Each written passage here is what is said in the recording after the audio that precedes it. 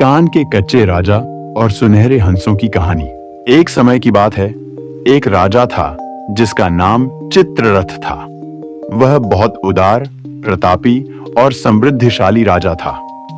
उसके राजमहल में एक विशाल सरोवर था जिसे सभी कमल सरोवर कहते थे। उस सरोवर में सुंदर कमल के फूल खिले रहते थे, जिनकी सुंदरता दूर से ही मन मोह लेती थी। इस कमल सरोवर में सुनहरे रंग के हंस तैरते रहते थे। ये हंस सिर्फ सुनहरे रंग के ही नहीं थे, बल्कि उनमें एक अद्वितीय गुण भी था। वे कुछ समय के अंतराल पर अपना एक पंख गिराते थे और वह पंख असली सोने का होता था। राजा चित्ररथ इससे बहुत प्रसन्न था। उन सोने के पंखों के कारण राज्य की समृद्धि दिन ब दिन बढ़ती जा रही थी।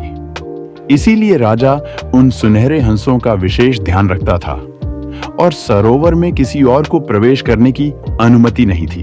एक दिन एक विशाल सुनहरे रंग का पक्षी, जिसका नाम हेमवर्ण था, वहां आया। वह भी अत्यंत सुंदर और गर्वीला था। उसने सरोवर में आते ही कहा, वाह, यह सरोवर कितना सुंदर है। अब मैं भी यहां तुम लोगों के साथ रहूंगा। इस पर सुनहरे हंसों ने ऐतराज जताया और कहा, अगर तुम इस सरोवर में रहना चाहते हो तो पहले राजा से अनुमति ले आओ। यह सरोवर राजा ने हमें विशेष रूप से दिया है, यहां कोई और नहीं रह सकता। हेमवर्ण ने घमंड से कहा, क्यों?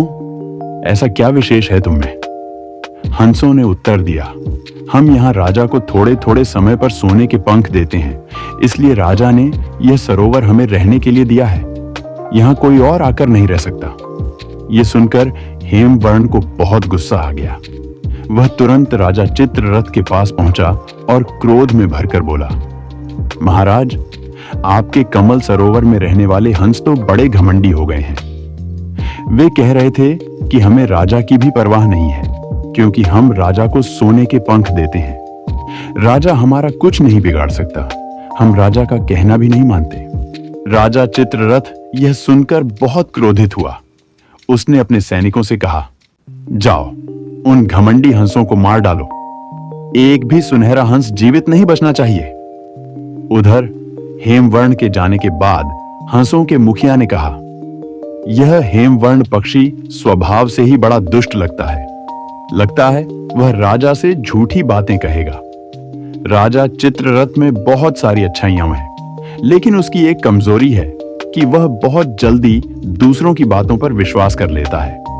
वह हमें मारने की कोशिश कर सकता है, इसलिए हमें यहां से पहले ही चले जाना चाहिए। मुखिया की बात सुनते ही सभी हंसों ने सरोवर छोड़ दिया और उड़ गए। जब राजा के सैनिक हंसों को मारने के लिए सरोवर पर पहुंचे तो उन्होंने देखा कि वहां एक भी हंस नहीं है। यह देखकर वे हैरान हो गए और जाकर राजा को यह बात बताई। राजा ने अब हेमवर्ण को सरोवर में रहने की अनुमति दे दी।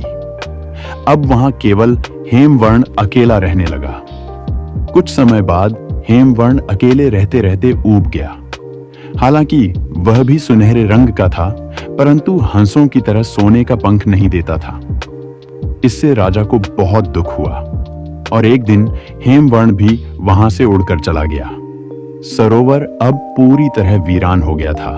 अब राजा चित्ररथ को बार बार उन सुनहरे हंसों की याद आने लगी, जो सीधे सादे और भोले थे और जिनके कारण उसका कमल सरोवर हमेशा जीवन से भरा रहता था।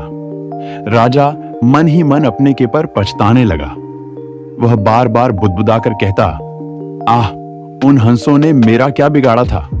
मैंने बेकार ही उन पर क्रोध किया, जबकि उनका कोई दोष नहीं था। अंत में दुखी होकर राजा ने अपने सलाहकारों से कहा, मैंने बिना सोचे समझे काम किया और इसीलिए आज दुखी हूं। अगर मैंने पहले सोचा होता तो आज इस स्थिति में न होता।